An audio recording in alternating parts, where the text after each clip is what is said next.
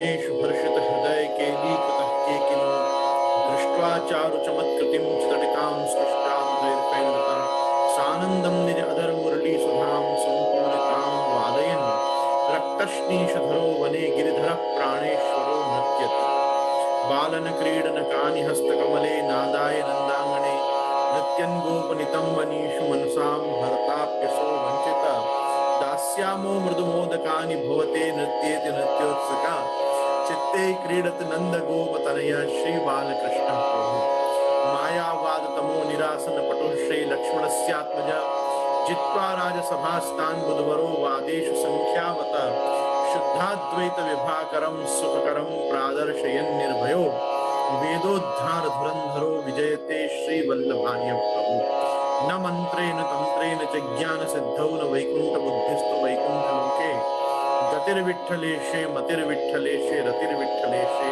सदा वै ममास्तु नत्वा श्री वल्लभाचार्यान् पुष्टिमार्गोपदेशकान् विठ्ठलेशान् गुरून् स्तौमि बालकृष्ण मम प्रभुन् श्री कृष्णाय नमः श्री गुरुभ्यो।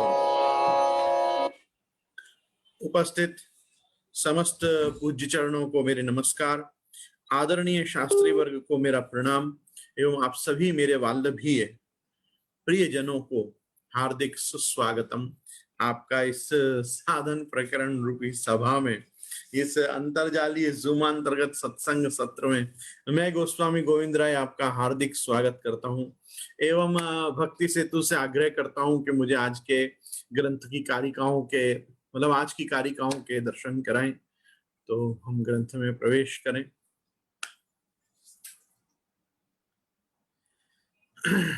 व्यास समाधिना सर्वम आह कृष्णोक्तमादित मार्गोयम सर्वमार्गाणाम उत्तमः परिकीर्तित यस्मिन् पात भयं नास्ति मोचक सर्वथा यत वर्णाश्रमवतां धर्मे मुख्ये नष्टे छलेन तु क्रियमाणेन धर्मस्यात् तस्तस्मान्न मोचनम् बुद्धिमानादरं तस्मिन् छले साध्येऽपि दुःखता त्यक्त्वा मार्गे ध्रुवफले भक्ति मार्गे समाविशेत् विरुद्ध करणं नास्ति प्रक्रिया न विरुध्यते कल्पितैरैव बाधस्या अवोचाम प्रमाणताम।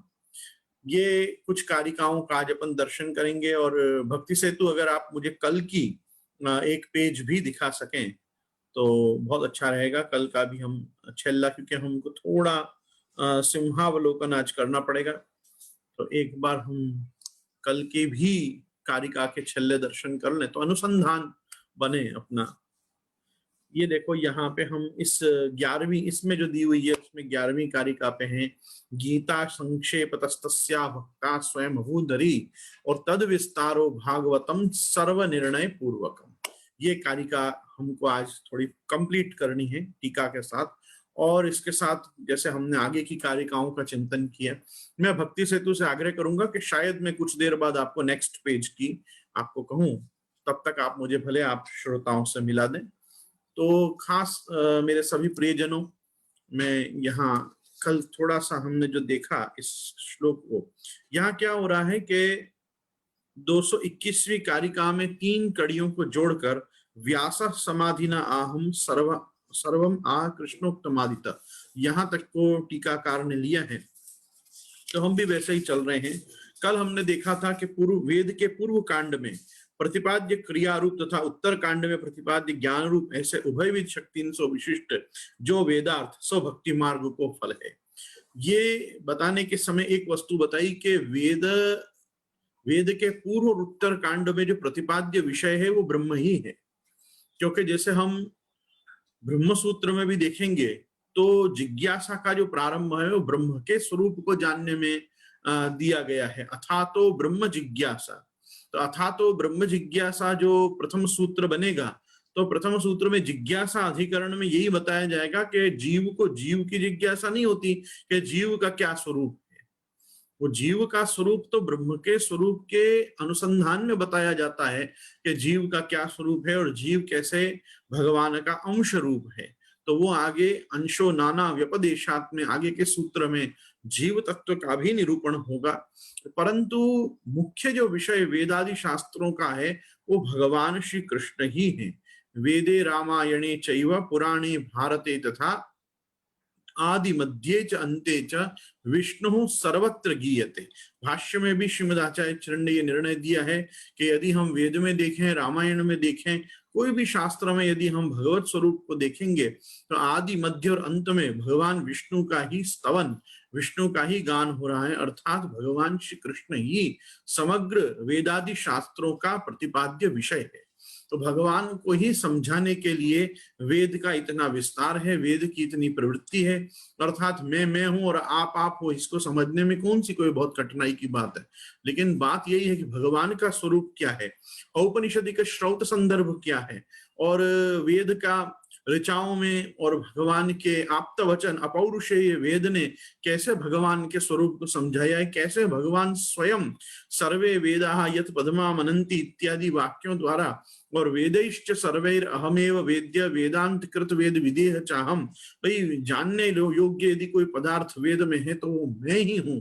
इस प्रकार से जो भगवान बारंबार गीता तथा भागवत आदि भगवत शास्त्रों में आप स्वयं बताते हैं, तो ये चीज हमको समझनी चाहिए कि यहाँ भी वेद के पूर्व कांड में प्रतिपाद्य क्रिया रूप, वेद के पूर्व कांड में क्या है, तो भाई पहले के निबंध में श्री महाप्रभु जी आज्ञा कर चुके हैं, यज्ञ रूपो हरि ही पूर्व कांडे, यज्ञ रूपो हरि ही पूर्व कांडे ब्रह्म तनु परे। और ब्रह्म तनु जो है, ब्रह्म रूप जो साकार ब्रह्म है, तनु, तनु शब्द बहुत जबरदस्त आचार्य चरण ने प्रयोग किया है, अगर वो प्रयोग नहीं करेंगे तो साकार ब्रह्मवाद प्रकट नहीं होगा। और महाप्रभु जी का तो खुद का नाम है साकार ब्रह्मवादिक स्थापको वेद पारग, तो स्थापक, तो साकार ब्रह्मवाद स्थापकाय नमः, ये जो महाप्रभु जी का नाम है। हमको एक वस्तु समझनी चाहिए कि ब्रह्मवाद मायावाद में भी है, क्योंकि मायावाद में तो वो ब्रह्म सत्यम जगन मिथ्या जीवो ब्रह्मैव नापरः के ब्रह्मवाद तो प्रकट कर ही रहे हैं माया के संबंध से भी। लेकिन अपने में और शांकरों में मतभेद क्या है कि हमारे यहाँ जो ब्रह्म है वो केवल ब्रह्मवाद नहीं है, वो साकृति है।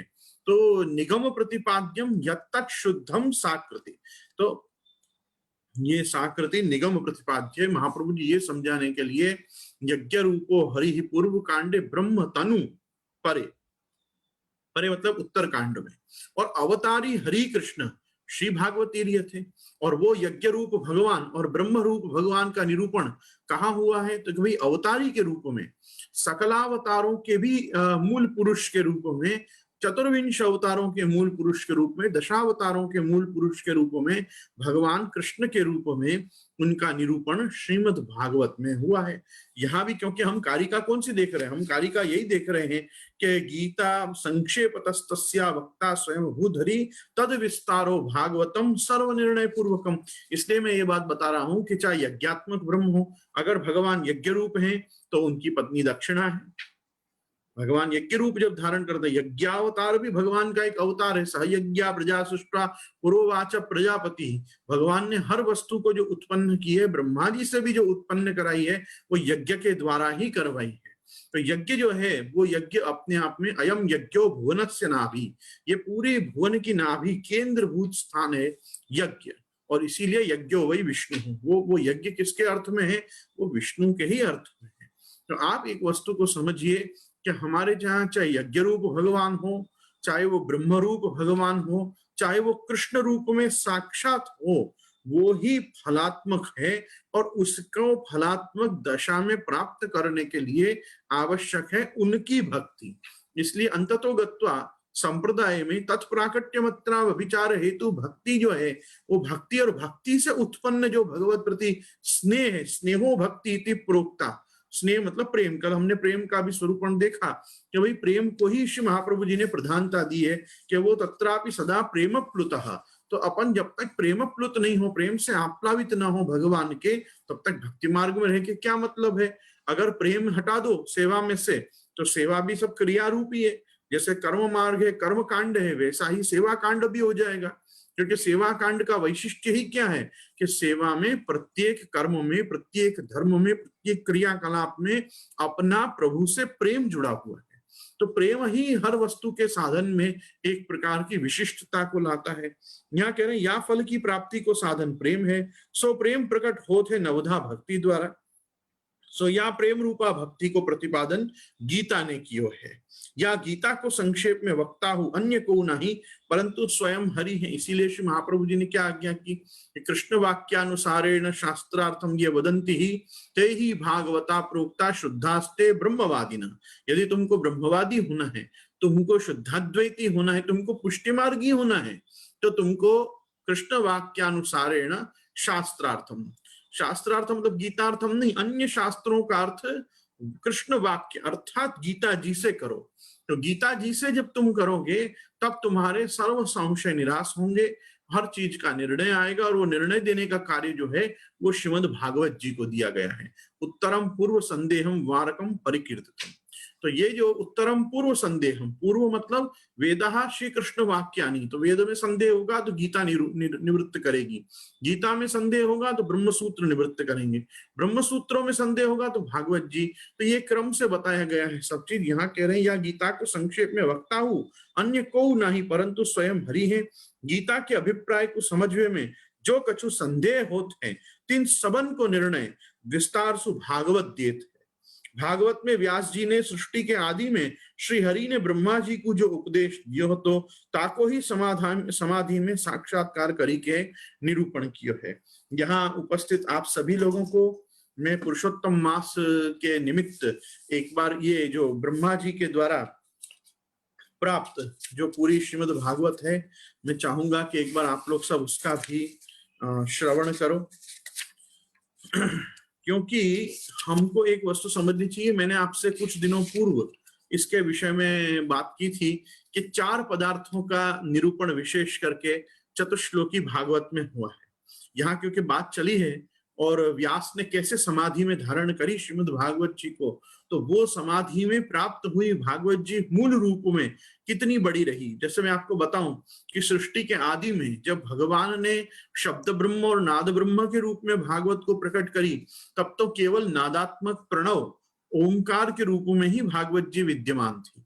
उसके बाद भूर्भुवः स्वः, वो 3 व्याहृतियां उसमें लगी, और ये चारों व्याहृति अर्थात प्रणव युक्त तीनों व्याहृति ओम भूर्भुवः स्वः के रूप में वास्तव में श्रीमद् भागवत ही प्रकट हुई थी। इन्हीं से वेद माता गायत्री प्रकट हुई। इसीलिए यत्राधिकृत्य गायत्रीम वर्ण्यते धर्म विस्तर वृत्रासुर वधोपेतम श्री भागवत ईर्यते इत्यादि निर्णय शास्त्र में आया। तो कहने का मेरा तात्पर्य है कि ये चतुश्लोकी भागवत है।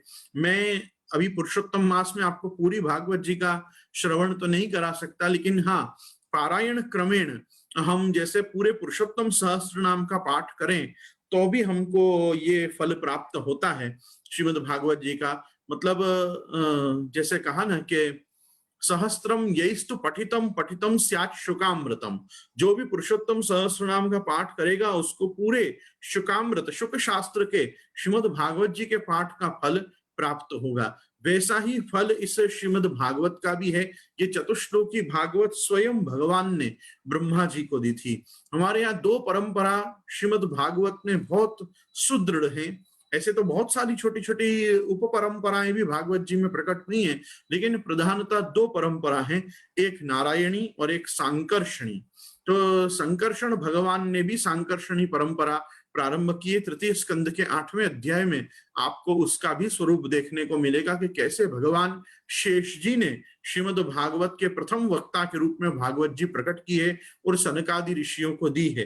तो वो जैसे सांकर्षणी परंपरा है, वैसे एक नारायणी परंपरा है। और नारायणी परंपरा में बहुत सुस्पष्ट है कि भगवान ने भागवत जी प्रकट करके ब्रह्मा जी को दी, ब्रह्मा जी ने इसको नारद जी को दी, नारद जी ने संकेत रूप में और संक्षिप्त रूप में व्यास जी को देकर कहा कि अब तुम समाधि में इसको प्राप्त करो। व्यास जी ने जब श्रीमद् भागवत को प्राप्त की तब आपने अपने पुराण पाठशाला में ये सुखदेव जी को पढ़ाई। अब सुखदेव जी को केवल पढ़ाई ही नहीं, सुखदेव जी क्योंकि लीला शुक हैं, क्योंकि आप स्वयं श्री गोलोक के स्वामी जी के निकुंज में रहने वाले शुक हैं। और आप देखोगे कि श्रीनाथ जी की पीठिका में भी हम दर्शन कर सकते हैं कि एक शुक अर्थात एक पोपट का चिन्ह बराबर श्रीनाथ जी के श्रीमस्तक के ऊपर कंदरा पे विराजता है, और वो सुखदेव जी का ही साक्षात स्वरूप है।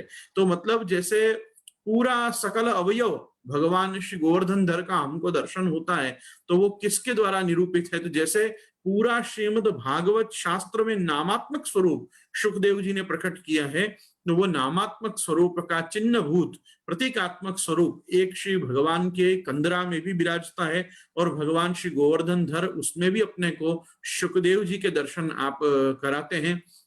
मैं ये बात इसलिए कह रहा हूं क्योंकि दशम स्कंद में तो जब दशम स्कंद प्रारंभ होता है तो वहां पे तो सुस्पष्टतया कह दिया गया कि वैया सखी स भगवान अथ विष्णुरातम।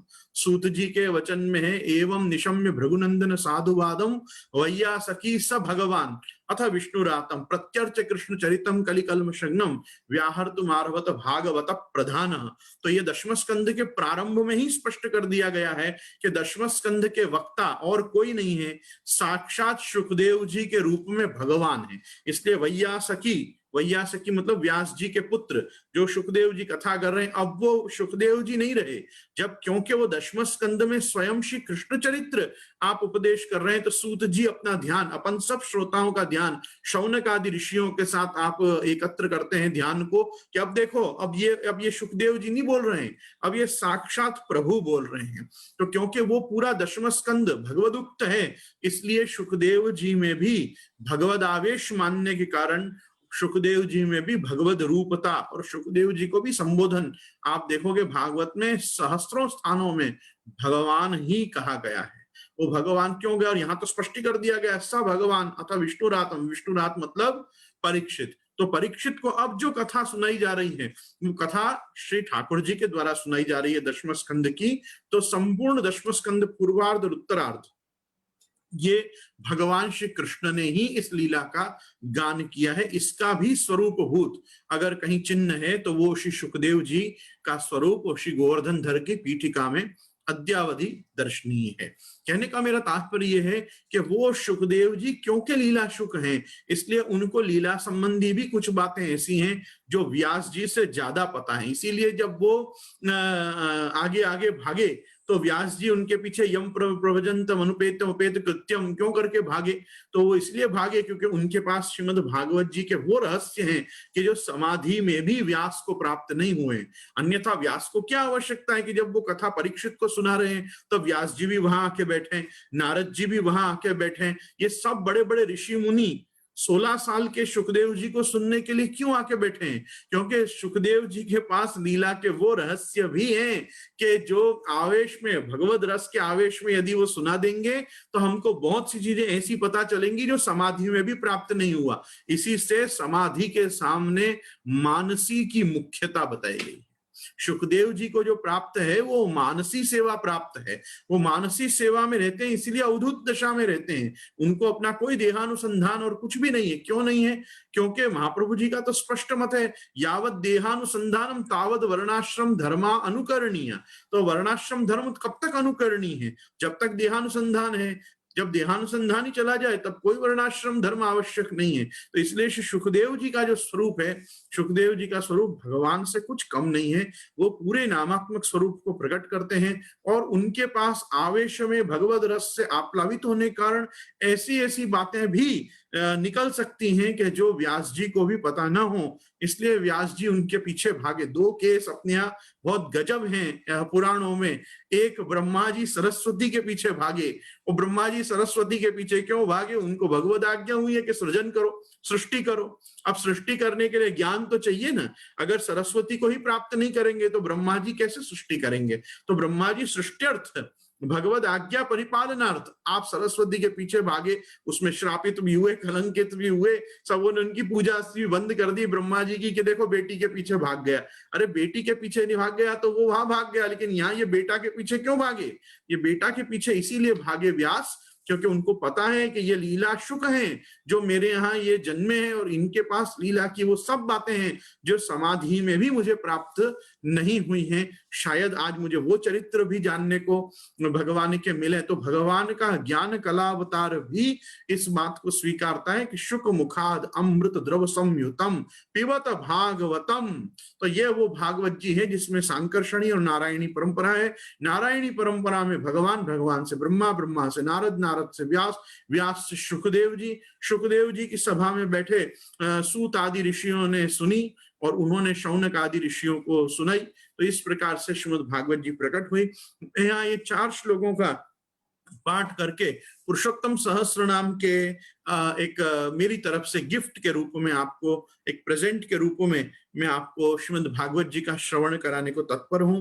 तो इस पारायण को आप धारण करें। जो लोग लेटे हुए हों वो 2 मिनट के लिए बैठ जाएं और इसको बहुत श्रद्धा से धारण करें।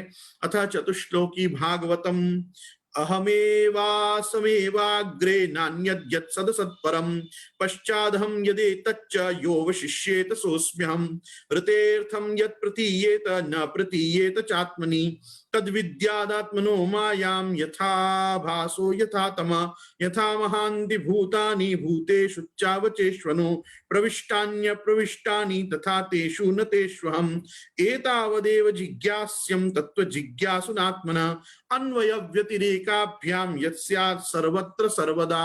ये 4 श्लोक श्रीमद् भागवत जी के द्वितीय स्कंद के 9वें अध्याय में 32 से 35वें नंबर के श्लोक हैं। और आपको मैं बताना चाहूंगा यहाँ एडिशनल कि जैसे ही ये 4 श्लोकों में आप चतुश्लोकी भागवत भगवान आप श्री कृष्ण पूरी करते हैं, अर्थात नारायण पूरी करते हैं और ब्रह्मा जी इसको धारण करते हैं, इसके बाद एक बहुत गजब का वाक्य प्रभु बोलते हैं, एतन मतम समातिष्ठ परमेण समाधिना भवान कल्प विकल्पेशु न विमुह्यति करहिचित। ये ब्रह्मा जी को कहा कि यदि तुमने इसको समाधिस्थ होके ये तत्व को धारण कर लिया, एतन मतम समातिष्ठ परमेण समाधिना, ये तुम मेरे परायण होके और समाधि में जाके मेरा दर्शन करते हुए यदि इस चीज को समझ जाओगे ब्रह्मा, तो भवान कल्प विकल्पेशु, आगे के किसी भी कल्प में तुमको मोह नहीं होगा।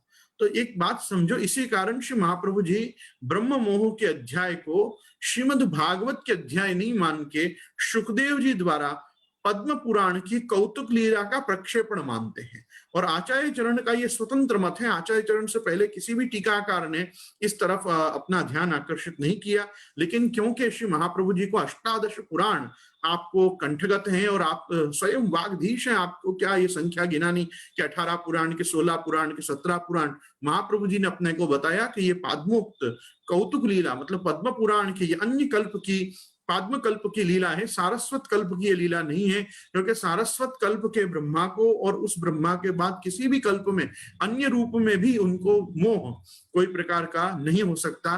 तो ब्रह्म मोह के अध्यायों की भगवान वल्लभाचार्य ने सुबोधनी तो की, लेकिन इस पे श्री गोसाई जी ने टिप्पणी जी नहीं की, इसलिए अद्यावधि केवल हमको इन पे सुबोधनी ही मिलती है।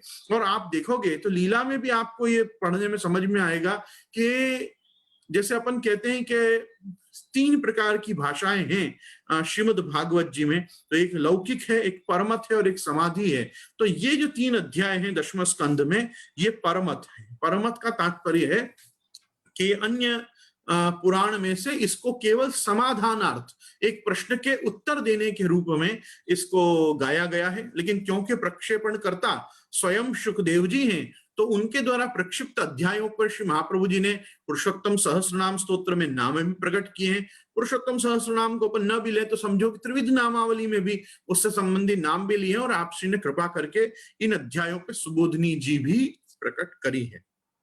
तो इसलिए ये चीज हमको बताती है, ये पूरी श्रीमद् भागवत अर्थात चतुश्लोकी भागवत के इसमें भगवान का स्वरूप, इसमें जीव का स्वरूप, इसमें जगत का स्वरूप और माया की निवृत्ति के प्रकार, ये 4 पदार्थों को बहुत सुस्पष्टतया यहाँ पे निरूपित किया गया है। और सारा प्रपंच, जितना भी शाब्दिक प्रपंचो भगवत कार्य तद्रूपो माया भवत में आता है, वो सब प्रपंचात्मक ये जगत, जीव और माया, ये सभी पदार्थों को भगवान ने अपनी ही यूं समझो के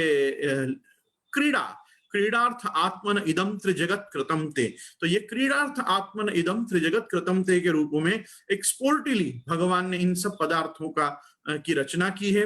और ये रचना भगवान ने स्वांत सुखाय की है। सो ये मतलब यूं समझो कि स एका की न रमते द्वितीयम इच्छत स हेता मानस आदि श्रुतियां और एको हम बहुश्याम प्रजाये आदि श्रुतियां, इंद्रो माया भी पुरुरूप ईर्यते आदि श्रुतियों के अनुसंधान को सत्य करने के लिए भगवान ने ये सब लीलाओं को की है। यहाँ पे ये समझा रहे हैं कि इसी कारण से हर वस्तु का जो निर्णय देने की सामर्थ्य है, हर वस्तु को जो प्रमाणित करने का सामर्थ्य है, वो जितना भगवत गीता में है उतना ही श्रीमद् भागवत में है, लेकिन वहां पे गीता सूत्रार्थ है, गीता संक्षेप तस्तस्य, तो संक्षेप में, क्योंकि गीता में हर बात हुई है इसलिए उसी का विस्तार भागवत जी में हुआ है। और व्यास ने हमको वही चीज कृपा करके दी है जो उनको समाधि में दर्शन हुआ है। श्री सुखदेव जी ने अपने ऊपर कृपा करके और रासादि लीला को प्रकट करके, और यूं समझो कि कुछ विशिष्ट अपने ऊपर प्रकार कृपा कर रखा है। तो यहाँ कह रहे हैं भागवत में व्यास जी ने सृष्टि के आदि में श्री हरि ने ब्रह्मा जी को जो उपदेश कियो तो ताको ही समाधि में साक्षात करके निरूपण कियो है। अभी हमने वही देखा कि कैसे भगवान श्री हरि ने ब्रह्मा जी को स्वयं ये चतुश्लोकी भागवत दी। इसी से आगे जाकर ये भागवत के अन्य चरित्र इनमें जुड़ते चले गए। अलग अलग मनवंतरों में, अलग अलग युगों में भगवान जो जो अवतार आप धारण करते चले गए उसका गान श्री सुखदेव जी के द्वारा और सूतादि पौराणिकों के द्वारा जो हुआ उसके कारण आज हमको ये प्राप्त है। अब हम इसकी टीका देखेंगे आज। या भक्ति मार्ग में प्रमेय अर्थात जानवे योग्य पदार्थ भगवान ही है। प्रमाणों से जो ज्ञातव्य होता है, प्रमाणों से जो ध्यातव्य होता है, प्रमाणों से जो ज्ञेय होता है वो प्रमेय होता है। प्रमेय दो अर्थों में होता है, एक जिसको हम प्रेम कर सकें और एक जो प्रमाण का फल है वो भी प्रमेय है। तो प्रमेय शब्द से अर्थ बनेगा कि यहाँ जो भी कुछ भक्ति मार्ग में जानने योग्य है वो भगवान श्री कृष्ण ही है, अर्थात कृष्ण ही यहाँ पे प्रमेय है। अर्थात जिनको क्रिया रूप अंश वेद के पूर्व कांड द्वारा वर्णित भयो है और जिनको ज्ञान रूप अंश वेद के उत्तर कांड द्वारा वर्णित भयो है, क्रिया ज्ञान विशिष्ट रूप से भागवत जी में वर्णित भयो। क्रिया विशिष्ट यज्ञ स्वरूप, ज्ञान विशिष्ट आप उपनिषदों में विराजमान भगवान साकार स्वरूप, और साथ में भक्ति मार्ग में तो दो अंश सहित अर्थात पूर्ण ज्ञान क्रिया वाले भगवान ही प्रमेय है। तो यहाँ भक्ति मार्ग का वैशिष्ट्य क्या है कि यहाँ क्रिया ज्ञान विशिष्ट कर्म ज्ञान समुच्चयी जैसे भक्ति है वैसे कर्म ज्ञान क्रिया ज्ञान विशिष्ट प्रेम के साथ भगवान यहाँ पे प्रकट होते हैं। तो इसलिए भी आप प्रमेय हैं, जानवे योग्य हैं तथा भगवान ही फल है।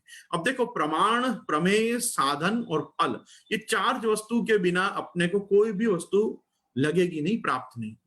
एक वस्तु है प्रमाण, हर चीज का प्रूफ, और प्रूफ से प्राप्त जो एविडेंस है वो है प्रमेय। उसको प्राप्त करने के लिए जो अपने पास रॉ मटेरियल कह लो या साधन है, जो इंस्ट्रूमेंट्स हैं, वो भी भगवान या भगवत सेवा रूपी है, और उससे प्राप्त भी क्या करना है, भगवान तथा भगवान की भक्ति को। तो वो फलात्मिका भी इसी रूप में है।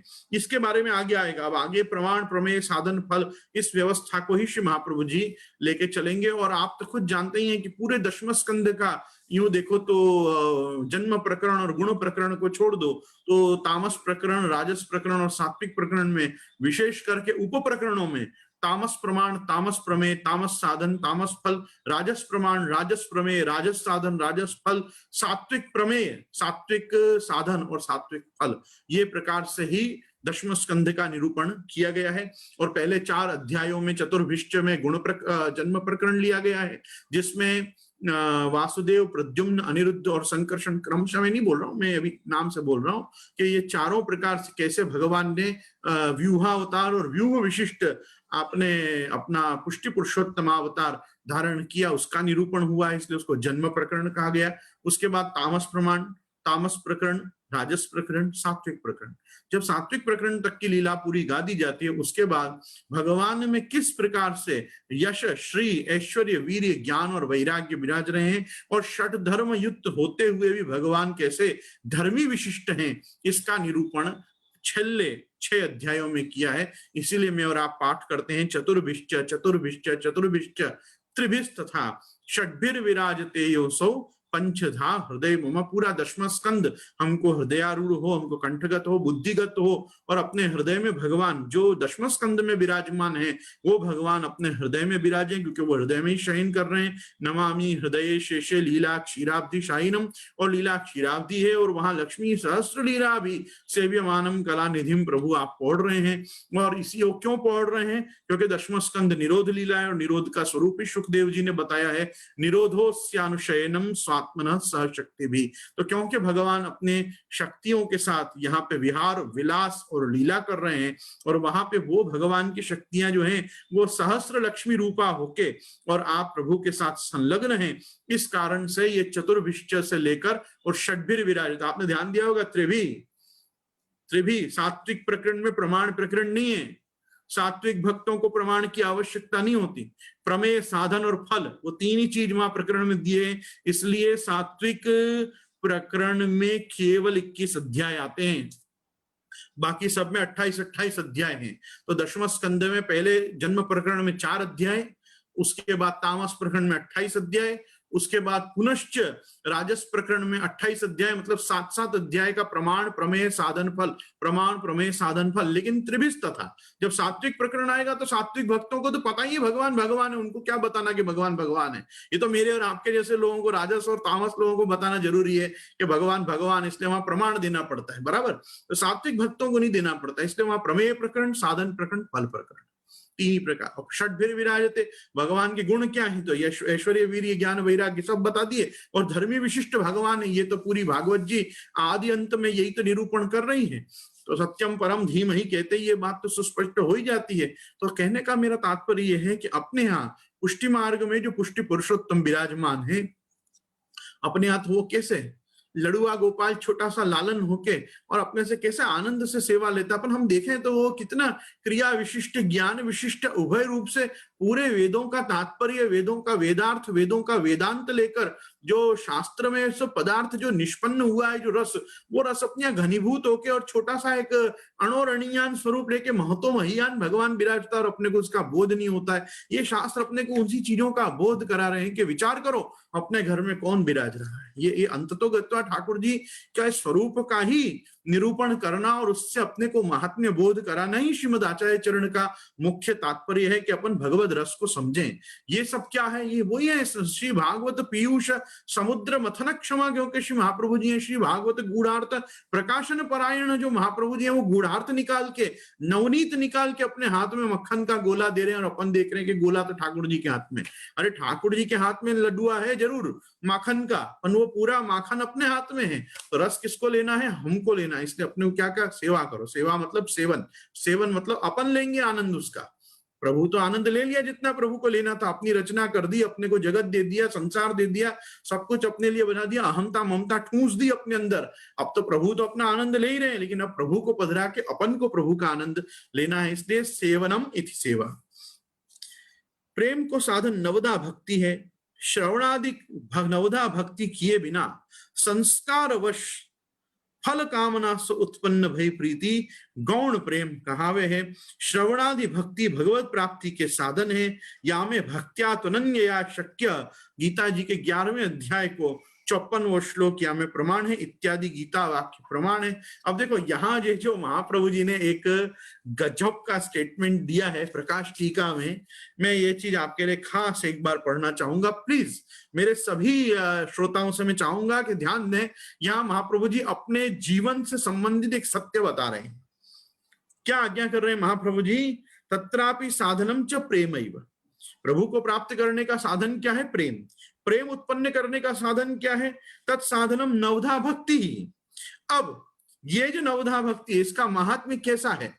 नवधा भक्ति का महात्म्य बताते हुए भगवान कह रहे हैं, मतलब वल्लभाचार्य चरण कह रहे हैं, श्रवणादि व्यतिरेकेण संस्कार वशात फल कामनया वा जायमाना प्रीति गौणी स्यात्। बहुत जबरदस्त स्टेटमेंट वल्लभ संप्रदाय ने दिया है कि यदि तुमने नवधा भक्ति खुद प्रैक्टिस नहीं की, तुमने श्रवण कीर्तन स्मरण अर्चन पाद सेवन आदि सब नहीं किया भगवान का, और केवल संस्कार वशात तुम पुष्टि मार्गीय वैष्णव घर में जन्मे, तुमने अपने बड़ों को सेवा करते देखा, अपरस करते देखा, उनको सेवा में जाते देखा, तुमने उनको खूब अच्छे ढंग से ठाकुर जी की सेवा बड़े लाड से करते हुए देखा, तुमको भी मन हुआ, बच्चे थे, बच्चे को बड़ा आकर्षण होता है, चाहे लड्डू पेड़ा का आकर्षण हो, कि सेवा का आकर्षण हो, कि ठाकुर जी के खिलौना का आकर्षण हो। बच्चा छोटा सा सेवा में जाने लगता है माता पिता के साथ। अपन सब गए हैं, और जब अंदर जाने लगता है तो उसको आनंद भी आने लगता है। कभी कभी स्कूल से बचने के कारण, पढ़ाई से बचने के कारण भी सेवा बहुत अच्छी लगने लग जाती है। तो ये सब क्या होता है, ये संस्कार वशात जायमान प्रीति है।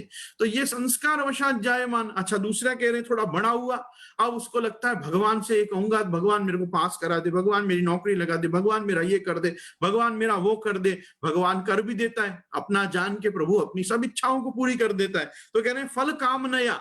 तो तुमने दो कारण से प्रभु की भक्ति करी।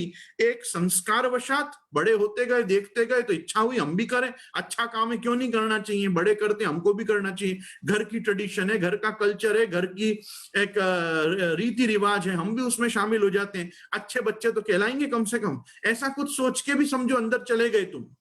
अब महाप्रभु जी क्यों कह रहे हैं कि ये प्रीति गौण है? क्योंकि ये तो कल्चर बदला नहीं, ट्रेडिशन बदला नहीं, तुम्हारा एनवायरनमेंट बदला नहीं, एम्बियंस बदला नहीं। मान लो तुम ऐसी जगह में आ गए जहां पे नास्तिक ही नास्तिक भरे पड़े हैं, अब क्या होगा? वो जो सब संस्कार थे ना, वो काल प्रवाह में धुल जाएंगे। और काल प्रवाह में धुल जाने के कारण ना तुमको छुआछूत फिर पसंद आएगी, ना तुमको अपरस पसंद आएगी, ना तुमको मेण मर्यादा पसंद आएगी। तुम बोलोगे आ બધું કઈ પ્રેક્ટિકલ નથી, આપણા ત્યાં તો બધું આવું થતું હોય, આમ કરતા હોય તેમ करता। तुम जो एक जमाने में, एक समय में इतने आग्रही, इतने निष्ठावान, या क्यों समझो कि उस चीज का आनंद लेने वाले थे, अब तुम्हारे संस्कार बदलते ही व्यवहार बदल गया, और संस्कार बदलते ही विचार बदल गए, व्यवहार बदल गए, वर्तन बदल गया। तो महाप्रभु जी कह रहे हैं ये क्यों हुआ? श्रवणादि व्यतिरेकेण। तुमने नवदा भक्ति खुद प्रैक्टिस नहीं करी, तुमने दूसरों को नवदा भक्ति करते देखा, और बहुत डोडाए पने में आके तुमको भी आनंद आने लग गया, मजा आने लग गया। अरे वो बहुत मजेदार सेवा करता है, मैं भी करूंगा, वो अच्छा पाठ करता है, मैं भी करूंगा, करने लग गए उसकी देखा देखी। पर तुम्हारे खुद के उसमें वो नहीं था। क्यों? या तुमने व्यतिरेक किया। व्यतिरेक किया मतलब तुमने आउटरूल किया नवदा भक्ति को, और केवल संस्कार को मुख्यता दी। આપણી ઘરની આ ટ્રેડિશન, આપણા ઘરનું આ ક્રમ, अरे घरनु क्रम नहीं, आज जीवन क्रम। जब तक अपने को यह विश्वास न हो कि ये मेरे लिए जरूरी है, ये मेरा धर्म है, और नान्य नान्य क्वापि कदाचिन, अन्य कोई धर्म तो है ही नहीं। सर्वदा सर्वभावेन भजनीयो ब्रजाधिप स्वस्यायमेव धर्मो ही। एवकार और हीकार दो लगा दिए महाप्रभु जी ने विशेषण। अब क्या करेंगे? और महाप्रभु जी स्वस्यायम एव, यही धर्म है, और नान्य क्वापि कदाचन, और कोई धर्म है ही नहीं। इतना बोले बाद भी यदि कोई नवदा भक्ति न करे, श्रवण कीर्तन स्मरण अर्चन आदि पाद सेवन वंदन ये सब नहीं प्रैक्टिस करे, तो महाप्रभु जी कहेंगे अब लोगों को देख देख के, चाहे वो लोग माँ बाप ही क्यों ना हो, अपने बड़े ही क्यों ना हो, दादा दादी क्यों ना हो, उनको देख के जो भगवत प्रीति तुम्हारे हृदय में आई ना, वो भगवत प्रीति कोई बहुत विशिष्ट नहीं है। वो इधर इधर इसका माहौल बदलो और देखो ये आदमी कैसे नहीं बदल जाता है। महाप्रभु जी कह रहे हैं ये ज्यादा चलेगी नहीं इसकी भक्ति। और वो क्या होता है, आप देखो अपने यहाँ की लड़कियां, मान लो अपनी लड़कियां इतर धर्म में, इतर संप्रदाय में चली गई, उनको उतना कोई आकर्षण सेवा का नहीं रह जाता है। क्यों? उनके ससुराल का ट्रेडिशन कुछ अलग होगा, उनके वहां का। लेकिन फिर भी जिन लड़कियों ने या जिन लड़कों ने, अब लड़के अपने ज्यादा वो हो जाते हैं, मालूम है आपको, जैसी बीवी आई वैसे हो जाते हैं। पुष्टि मार्गीय छोराओं में तो कोई धर्माग्रह नाम की चीज ही नहीं है। वो अपनी लुगाई से धर्म नहीं करा सकते। वो तो लुगाई जो बोलेगी वही धर्म वो करते हैं। क्यों? क्योंकि वो पढ़े नहीं होते हैं। मेरे को ऐसा नहीं है कि वो कापुरुष हैं, वो इसलिए नहीं कर पाते हैं क्योंकि उनको उनके संप्रदाय के बारे में कुछ विशेष पता नहीं होता है। और अज्ञान दशा में रहने के कारण, केवल बड़ों को करते हुए देखने के कारण, वो अपनी पत्नी को कोई चीज का जवाब नहीं दे पाते कि हमारे यहाँ हम ऐसा क्यों करते हैं और तुमको ऐसा क्यों करना। तो ये दो कारणों के कारण उनकी पत्नी कहती है તમને કઈ ખબર પડે નહીં, આ બધું કોઈ જરૂરી નથી। तो कहा हाँ जरूरी नहीं भाई, साची बात, जरूरी नहीं। फिर अंत तो गत्ता यही हो जाता है। अपनी छोरियां तो वहां जाके फिर भी बहुत अच्छा सेवा संभालती हैं, कुछ नहीं तो कम से कम नाम भक्ति करती हैं, ठाकुर जी के पाठ आदि करती हैं, अपने विप्रयोग का अनुभव करती हैं कि हमको विरह हुआ, विप्रयोग हुआ, वियोग अनुभव करती हैं। ये तो घर बैठे बैठे इन लोग सबको ये पागल कर देती हैं, अपने आने वाली स्त्रियां। क्यों? क्योंकि वो जिस कल्चर से आई हैं वो कल्चर तो वो आके सुपर इम्पोज करती हैं, लेकिन तुम्हारा कल्चर इसलिए धारण नहीं कर पाती क्योंकि तुम खुद अनकल्चर्ड हो पुष्टि मार्ग के इस लेवल पे। तो पुष्टि मार्ग के लेवल पे अनकल्चर्ड आदमी किसी को सन्मार्ग नहीं दिखा सकता, उसको खुद धर्माग्रह, धर्म ज्ञान के साथ होना चाहिए। इसलिए यहाँ महाप्रभु जी इतना आग्रह कर रहे हैं कि शास्त्र अवगत्य मनोवाग देहि कृष्ण सेव्य। कृष्ण सेवा, कृष्ण सेवा क्या करता है? कृष्ण सेवा पहले शास्त्रावगाहन कर, और शास्त्रावगाहन से तात्पर्य यही है कि ये शास्त्र तुझे भक्ति की ओर प्रेरित करेगा, भक्ति तुझ में प्रेम लाएगा, और जब भक्ति से उत्पन्न प्रेम तेरे में आएगा तो वह सुदृढ़ और सर्वतोधिक स्नेह बनेगा, और सुदृढ़ सर्वतोधिक स्नेह ही महात्म ज्ञान पूर्वक प्रैक्टिस किए जाने पर वो पुष्टि मार्गीय फल देगा तुमको। तो इसलिए यहाँ पे ये पूरी साइकोलॉजी, ये पूरी एक सिस्टम, ये चेन रिएक्शन महाप्रभु जी बता के यहाँ कह रहे हैं कि नहीं, अगर तुमने केवल श्रवणादि व्यतिरेकेण संस्कार वशात फल कामनया वा जायमाना प्रीति करी तो वो प्रीति मुख्य प्रीति नहीं है, वो गौण प्रीति है। वो ठीक है, वो ठाकुर जी में तभी तक है जब तक ठाकुर जी और तुम्हारा संबंध है। तुम ठाकुर जी से जरा दूर गए, वो प्रीति इवेपोरेट हो जाएगी, और तब क्या करोगे? तो इसलिए वो प्रीति बनी रहे, अपना भाव बना रहे, भाव खंडित ना हो ठाकुर जी में दिन प्रतिदिन भाव वृद्धिंगत हो, उसके लिए नवधा भक्ति करो। और नवधा भक्ति इसलिए, नवधा भक्ति में एक में भी दृढ़ हो गए तो बेड़ा पार ही है, तब बेड़ा गर्क नहीं होगा, तो बेड़ा पार हो जाएगा। श्रवण भक्ति तो श्रवण भक्ति, कीर्तन भक्ति तो कीर्तन भक्ति, स्मरण भक्ति तो स्मरण भक्ति। हर व्यक्ति ने एक ही भक्ति साध के सब किया है कि नहीं किया है? अरे महाप्रभु जी ने भक्ति वर्धिनी में आज्ञा करी कि नहीं करी? सेवायाम वा कथायाम वा यस्यासक्तिर् दृढ़ा भवेत, दृढ़ा भवेत। कोई एक में तो दृढ़ हो, सेवायाम वा कथायाम वा, सेवा में हो जाओ या कथा में हो जाओ। हमको तो एक में भी दृढ़ नहीं होना है, पाखंड सब जगह करना है, ये काम नहीं चलेगा। या तो सेवा कर या कथा कर, और कथा करे तो भाव कर कि मेरे को कब सेवा मिलेगी, और सेवा करे तो भाव कर कि ये जो सेवा मैं कर रहा हूं इसकी लीला का तात्पर्य मैं कब जान पाऊंगा, तब जाके वो एक दूसरे के पूरक अंग बनेंगे। ये से संप्रदाय चलेगा। संप्रदाय चलाना बहुत जरूरी है, संप्रदाय में रहना बहुत जरूरी है। नहीं वैष्णवता कुत्र संप्रदाय पुरस्सरा एवं प्रलयताम प्राप्तम वस्तु सारम स्थले स्थले। सब वस्तु और सब स्थलों में से सार चला जाएगा यदि सांप्रदायिकता तुम्हारे में से चली गई। आज संप्रदाय शब्द का ही सत्यानाश कर दिया, सांप्रदायिक दंगे बोल बोल के। सांप्रदायिकता मतलब कम्युनलिज्म नहीं है। सांप्रदायिकता एक स्कूल ऑफ थॉट है, एक आइडियोलॉजी है, एक फिलोसफिकल बैकग्राउंड है, एक रिलीजियस सेंटिमेंट है कि जो तुमको इंस्टीट्यूशनली पुटअप तुम्हारे में किया जा रहा है, सिस्टमैटिकली तुमको डाउनलोड करके दिया जा रहा है कि भाई ये प्रकार से तुमको धर्म को देखना है, ये प्रकार से जगत को देखना है, ये प्रकार से जीवों को देखना है, ये प्रकार से ब्रह्म को देखना है, ये प्रकार से माया को समझ के माया को अवॉइड करना है। तो ये सब चीजें अपन को सांप्रदायिक लेवल पे दी जा रही हैं। हम श्री महाप्रभु जी की वाणी क्यों पढ़ रहे हैं, मूलाचार्य को क्यों धारण करना चाह रहे हैं कि हम तो ये चीज जाने कि कहां से हमारी जड़ें जुड़ी हुई हैं, और जड़ों के लिए ऊपर जाना पड़ेगा, जड़ों के लिए नीचे नहीं जाना पड़ेगा। ऊर्ध्व मूलम अधशाखा वशक्तम प्रावरभ्ययम छंदांसि यस्य पर्णानि यस्तम वेद स वेदवित्। वेदवित होना है, जानना है वेदों में क्या लिखा है, तो ऊपर जाओ। ऊर्ध्व मूलम अधशाखा, ये पुरुषोत्तम योग पढ़ो गीता जी का। गीता जी के पुरुषोत्तम योग में स्पष्ट हो जाएगा कि हमारे सबका मूल ऊपर है। अरे मूल देखना है तो ऊपर जाना पड़ेगा ना। तेरा बाप कौन, उसका बाप कौन, उसका बाप कौन, उसका बाप कौन, नीचे कैसे जाएगा? नीचे जाने से कुछ नहीं मिलेगा, ऊपर ही जाना पड़ेगा। मैं कहां से आया, मैं कौन हूं, बैक टू द ओरिजिन समझना पड़ेगा। उसी को रिलीजन कहते हैं। Back to the origin is religion. देखना, लैटिन और ग्रीक वर्ड को जोड़ के बनता है रिलीजन। ये सब शब्दों को समझो। ये everything is not spiritual. Spiritual क्या? आत्मीय पदार्थ को बोलते हैं स्पिरिचुअल, क्योंकि उनके आत्मा है ही नहीं, आत्मा स्पिरिट है। सोल क्या है? सोल तो उनके भंकर चीज है एकदम, वो तो रीइंकारनेट ही नहीं कर सकती। उनके यहाँ सोल मर जाती है, बड़े कैसी सोल है भगवान को मालूम। हमारी सोल तो नहीं मरती, हम तो 84 लाख योनि पार करके भी आ जाते हैं वापस। क्यों? क्योंकि एक सोल अविनाशी है, और इस कारण से अविनाशी तत्व हम क्यों हैं? ममैवांशो जीवलोक है, जीव भूत सनातन है, सनातन तत्व हम भी है। भगवान में हमारे में कोई कमी नहीं, बस इतनी कमी है वो सर्वज्ञ हम अज्ञ। वो भगवान सर्वज्ञ हम अज्ञ, बस इतनी सी बात है। तो वो अज्ञता हटानी पड़ेगी, थोड़ा ज्ञान संपादित करना पड़ेगा, क्रिया विशिष्ट यज्ञ आदि करने पड़ेंगे, ज्ञान रूप ब्रह्म के स्वरूप को जानना पड़ेगा, भक्ति रूपी प्रभु के साकृति को और भगवान की रसरूपता को समझ के रसो वही सह रसगुम लब्ध्वा स आनंदी भवती होना पड़ेगा, तब आनंद आएगा। ऐसे क्या आनंद आ जाएगा घर बैठे बैठे? आनंद घर बैठे बैठे नहीं आएगा। नंद घेरा आनंद भयो जय कन्हैया लाल की होगा, तब आनंद आएगा। जब भगवान घर पधारेगा, भगवान घर बिराजेगा, तुमको सेवा देगा। ये सब शास्त्र क्या है? सेवा शास्त्र।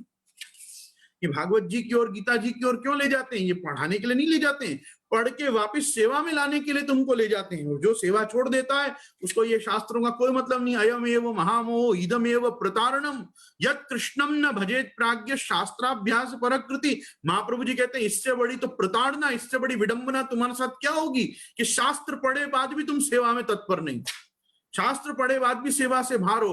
तो अयम एव महामोह इदम एव प्रतारणम। महाप्रभु जी क्या मैं क्या दंड दूं, तेरे को तो भगवान ने ही दंड दिया है कि सब कुछ जानते हुए भी तू सेवा में नहीं आता है। तो जो सेवा से भाग जाते हैं, सेवा वंचक लोग जो हैं, उन सबों को मैं ये कहना चाहता हूं कि अपन लोग वही लोग हैं कि जिनने शादी तो करी पर ससुराल नहीं जाना है।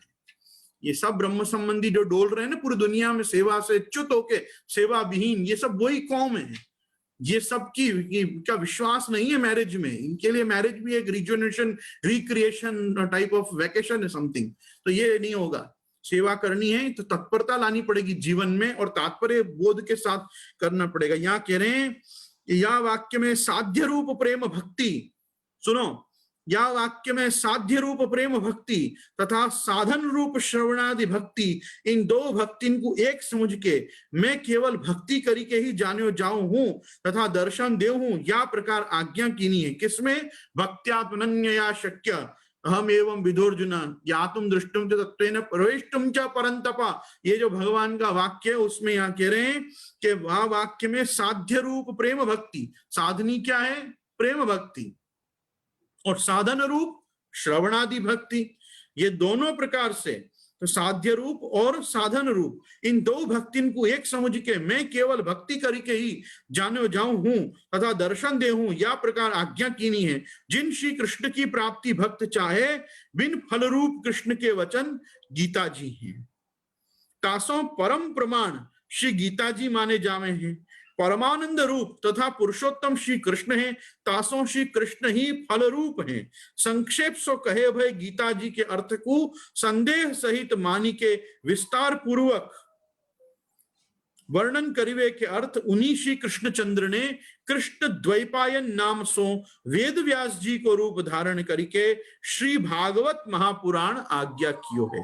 अर्थात एक जगह भगवान श्री कृष्ण ने स्वयं गीता प्रकट करी है और एक जगह अपने ज्ञान कला अवतार अपने वेद व्यास कृष्ण द्वैपायन महर्षि वेद व्यास को भेजे हैं। अपन जैसे गुरु को स्तवन करें तो गुरु ब्रह्मा गुरु विष्णु गुरुदेवो महेश्वरा गुरु साक्षात परब्रह्म तस्मै श्री गुरुवे नमः जैसे कहें, वैसे ही अचतुर्वदनो ब्रह्मा द्विबाहुर परोहरि अभाल लोचनो शंभुर भगवान बादरायण। ये अचतुर्वदनो ब्रह्मा, इनके चार मुख नहीं है तो भी ये ब्रह्मा ही है, क्योंकि ये शास्त्र की सृष्टि करें। और द्विबाहुर परोहरि, जैसे भगवान विष्णु जो हैं, हरि जो हैं, वो चतुर्भुज हैं, पर ये चतुर्भुज नहीं है व्यास जी, ये तो द्वैभुज हैं, पर तो भी ये शास्त्रन को पालन करे हैं, वेदन की रक्षा करे हैं। तो जैसे विष्णु सकल सृष्टि की रक्षा करे हैं, वैसे ही व्यास जी भी सृष्टि में जितने भी पदार्थ है या को निरूपण करके सृजन करके और शास्त्रन को विस्तार व्यास करके आप वहां को रक्षा करे हैं, वहां को पालन करे हैं। और अभाल लोचन शंभु भगवान बादरायणा, और ये अभाल लोचन है, मतलब इनके माथा पे तीसरो नेत्र नहीं है महादेव जी की तरह, तो भी ये तुमको ज्ञान चक्षु देके और तुम्हारे अज्ञान को नाश करे हैं, अज्ञान को भस्मीभूत करे हैं। जैसे महादेव जी तीसरो नेत्र खोल के और ज्ञान अनंग को काम को जराए दे हैं, वैसे ये अज्ञान को जरा दे हैं व्यास जी, और इसीलिए भगवान बादरायण। और ये साक्षात बादरायण जो है ये भगवान है। जैसे गुरु है वो कैसा है कि गुरु साक्षात परब्रह्म तस्मै श्री गुरुवे नमः, वैसे ही भगवान बादरायण। ऐसो इनको नाम कृष्ण द्वैपायन है। और व्यास जी जो हैं वो अपने आप में भगवान के चतुर्विंश अवतारन में से एक अवतार भी हैं, और व्यासाश्रम में सर्वदा आपकी स्थिति है। और अश्वत्थामा बलिर्व्यासो हनुमांश्च विभीषण कृपा परशुरामश्च सप्तैते चिरजीविना, चिरंजीवियन में भी व्यास जी आप गिने जावे हैं। आप भी चिरंजीवी हैं, आपके भी दर्शन अपने प्रारब्ध होए और भगवत कृपा होए, आचार्य चरण की कृपा होए, तो व्यासाश्रम आदि स्थानन में आपके प्रत्यक्ष दर्शन भी महानुभाव महात्मा लोगन को अद्यावधि हुए हैं। तो अपन को ये चीज समझनी चाहिए कि व्यासादि ऋषियों के द्वारा भी भगवान आप स्वयं आविर्भूत हुए हैं। और जिन बातों को संक्षेप में आपने गीता जी में कहा, पार्थाय प्रतिबोधिताम भगवता नारायणेन स्वयं व्यासेन ग्रथिताम पुराण मुनिना मध्ये महाभारतम अद्वैतामृत वर्षिणीम भगवतीम अष्टादशाध्यायिनीम अंबत्वाम अनुसंधामी भगवद गीते भवद्वेषिणीम। अपने भव सुद्वेष करे वाली अर्थात संसार को विच्छेदन करने वाली ये भगवद गीता जो है, ये भगवद गीता पार्थाय प्रतिबोधिताम भगवता नारायणेन स्वयं, नारायण ने ही, भगवान ने, श्री कृष्ण ने नारायण रूप से इस पूरी भगवद गीता का उपदेश किया है। जो गीता जी के श्लोकों से भी हमको सुस्पष्ट हो ही जाता है कि तेनैव रूपेण चतुर्भुजेन सहस्त्रबाहो भव विश्वमूर्ते इत्यादि कारिकाओं से पता चलता है कि चतुर्भुज रूप से भगवान गीता का उपदेश करते हैं। और प्रपन्न पारिजाताय तोत्र वेत्रैक पाणये ज्ञान मुद्राय कृष्णाय गीतामृत दुहे नमः इत्यादि ध्यान श्लोकों से भी पता चलता है कि भगवान वहां चतुर्भुज रूप से विद्यमान है। इसलिए आपने ध्यान दिया हो तो शांताकारम भुजगशयनम पद्मनाभम सुरेशम और यम ब्रह्मा वरुणेन्द्र रुद्र मरुता इत्यादि भगवान नारायण के ही प्राय स्तवन ध्यान देकर गीता जी का पाठ प्रारंभ किया जाता है। कृष्ण के लिए तो केवल वसुदेव सुतम देवम कंस चाणूर मर्दनम देवकी परमानंदम कृष्णम वंदे जगत गुरु। और आपको ये चीज नहीं भूलनी चाहिए कि देवकी जी के यहाँ जब भगवान प्रकट हुए हैं तब भी भगवान द्विभुज नहीं प्रकट हुए हैं, चतुर्भुज प्रकट हुए हैं। तो तमद्भुतम बालकमं भुजेक्षणम चतुर्भुजम शंख गदायुधायुधम श्रीवत्सलक्षम गलशोभिकौस्तुभम पीतांबरम सांद्र पयोद सौभगम महारह वैदूर्य किरीट कुंडलत्षा परिष्वक्त सहस्त्र कुंडलम उद्याम कांचन गद कंकणादि विरोचमानम वसुदेव इक्षते। इस रूप में भगवान ने देवकी जी के यहाँ भी अवतार लिया है। और मथुरा लीला जितनी हुई कंस चाणूर मर्दनम, उसके बाद की मथुरा लीला भी भगवान ने बहुत समय तक चतुर्भुज होकर ही, क्योंकि काल यवन जब प्रभु के पीछे भागा तब भी मथुरा से प्रभु जब भागे हैं तब भी आप चतुर्भुज रूप से ही उसके सन्मुख से आप गए हैं। तो ये सब जो चतुर्भुज रूपता है ये भी क्या है, ये क्रिया विशिष्ट, दो भुजा अधिक होना, मतलब इसमें श्री हरिराय जी का स्वतंत्र ग्रंथ है। और श्री हरिराय महाप्रभु श्री हरिराय चरण आप अपने को बताते हैं कि कैसे भगवान कोई भी विशिष्ट कार्य करने के लिए क्रिया विशिष्ट जब स्वरूप धारण करते हैं तब आप वहां चतुर्भुज रूप से लीला करते हैं। यहाँ तक कि प्रत्यक्ष दर्शन हम यदि शास्त्र को देखकर प्रत्यक्ष देखें तो गोकुलनाथ जी अर्थात गोवर्धन उद्धरण में भी भगवान आप चतुर्भुज रूप हैं।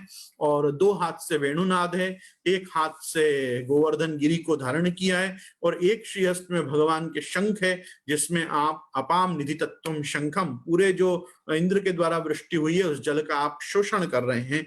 तो कहने का तात्पर्य बहुत से विशेष कार्यों में भगवान आप स्वयं चतुर्भुज हो जाते हैं। यहाँ तक कि रुक्मिणी जी का हरण हुआ है तब भी समुत्पाट्य चतुर्भुज, तब भी चतुर्भुज रूप से आपने श्री रुक्मिणी जी का हरण किया है। तो द्वारका लीला, मथुरा लीला, बहुत सी ऐसी लीला है। और अपने यहाँ तो पुष्टि में तो ब्रज लीला में भी, अपने यहाँ द्वारकाधीश प्रभु की लीला में, मथुराधीश प्रभु की लीला में अपने को चतुर्भुज स्वरूप कैसे आप हैं ये सब चीज बताई है। तो मेरे कहने का तात्पर्य है कि भगवान चाहे द्विभुज हो, चतुर्भुज हो, व्यासादि नारद आदि ऋषियों के रूप में हो, क्या आप स्वयं श्री कृष्ण रूप में आप गोपीजनों को उपदेश करते हुए हो, उद्धव जी को उपदेश करते हो, या अर्जुन आदि भक्त को उपदेश करते हो, ये सब उपदेश, ये सब शास्त्रों को प्रकट करना, भक्ति शास्त्र का सृजन करना, ये प्रभु ने खुद की यथैव यथैव गोकुल स्वामिनः स्वमनोभिलषित शुद्ध पुष्टि प्रकार प्रकटयितुं मनः कृतवान।